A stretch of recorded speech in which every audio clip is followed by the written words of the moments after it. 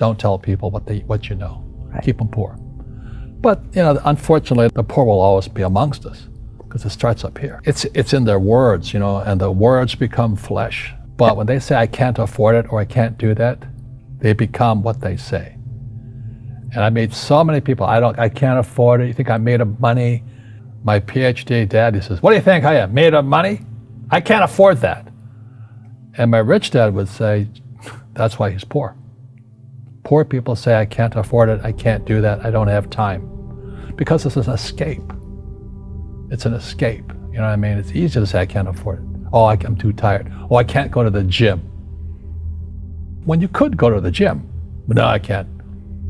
Truth is, I'm just too lazy to go to the gym. A question opens the mind, a statement closes the mind. See, when you say, I can't afford it, your mind shuts down and you become what you say. But the thing is that we become creatures of our own habits. And until we break the habit, we don't change. Poverty is passed on. It's taught in your families. And middle class is taught in families.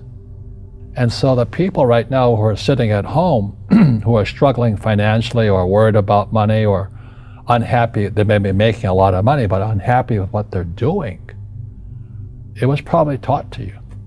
Your super ego was taught, get a job, work hard, or you'll never be rich, or the rich are evil, or whatever. If you're poor, you'll always be poor. Just like most pro athletes, they make millions of dollars, and 65% are bankrupt 5 years later. It's because they come from poor families. Now you tell them that, they get very angry at you. It's the rich fault. It's you guys ripped me off, and the government ripped me off. But unfortunately, it's passed down genetically. That's the frightening thing. We've got to change what we teach our kids. So I remember raising my hand when I was 9 years old, talking to my fourth grade teacher, and I said, when am I going to learn about money? She says, the love of money is the root of all evil. We don't teach money at school. I said, why not? And she couldn't answer me, and she got very flustered. She says, go ask your father. He's my boss. So my father was the head of education, PhD, all that stuff. I go home and ask him, I said, why don't we learn about money in school? And he looked at me and says, because the government doesn't let us teach that subject. The government tells us what we can teach and what we can't teach. And I thought that was strange. And I said, but aren't we going to school to learn about money? He says, no, your job is to get a job. I said, but you get a job to earn money. He goes, no, you're supposed to just get a job. And I went, no. Isn't the purpose of a job to earn money? He goes, you're correct. I said, so why don't I just learn about money? I can skip the job part, And he got flustered and he said, look, if you want to learn about money, why don't you ask your best friend's father about money? So I asked him. He says, because Mike's father is an entrepreneur. And I said, what are you? He says, I'm an employee. I'm a government employee. And I went, oh, what's the difference? He says, the difference is an entrepreneur must know about money, or they're no longer entrepreneurs.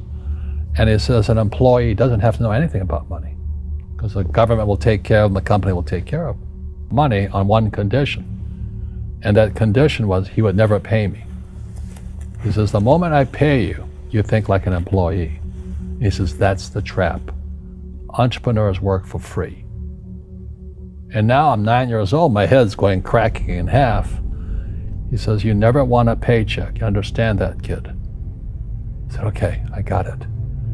And he says, well, how do I make money? He says, that's what entrepreneurs figure out. It's like a cat, which comes first, a cat or the cat chasing its tail. And I said, so how do I learn about money?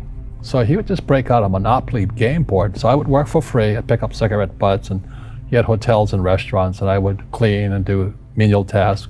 And as I got older, I started getting into office work and marketing and accounting, and I was an apprentice basically, but I always worked for free. He says that the moment you accept a paycheck, your brain goes dead. As long as you're hungry, you'll think. And he was a great, great teacher. You see, most teachers in school They're out of ethics. They teach subjects they themselves don't practice. A fake teacher is somebody who just wants a job and they'll teach anything. They teach how to shine shoes if you pay them more money. But they really don't know what they're teaching. For example, my calculus teacher, went to military school in New York, and I asked the teacher, I said, I'm in my 3rd year of calculus now. I said, am I ever going to use this stuff? He goes, no. Said, why do you teach it? He says, because I get paid. I said, do you ever use it? He goes, no. And that's why, you have to, in life, one of the things I suggest to people, you got to find a real teacher versus a fake teacher. And a fake teacher is somebody who doesn't do what they teach. And a real teacher is doing what they teach every day. School systems are making our students weaker. So in school, they have these things called now trigger effects. So you can't, as a teacher, you can't say anything that might upset the student.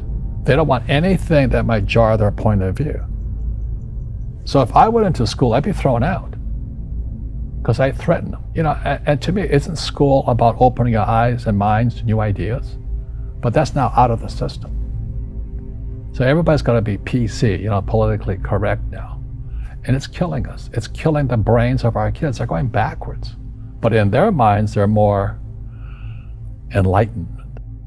If I didn't have ideas that shook me, I wouldn't learn anything new. But now these trigger mechanisms, we're actually making our students weaker in school. My success comes from spirituality, not finance. You see, people say, well, why don't you give the poor money? So the only problem with that is it just creates more poor people. You give a man a fish, you get a lot of people who want more fish, but you teach them to fish. We're more antagonistic, more antisocial. Social media is antisocial.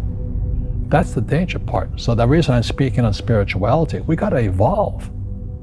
It means meditation, it means yoga, it means praying, it means going to church, whatever it takes. But you got to get back to calm and peace and meditation. One generalized principle is emergence through emergency.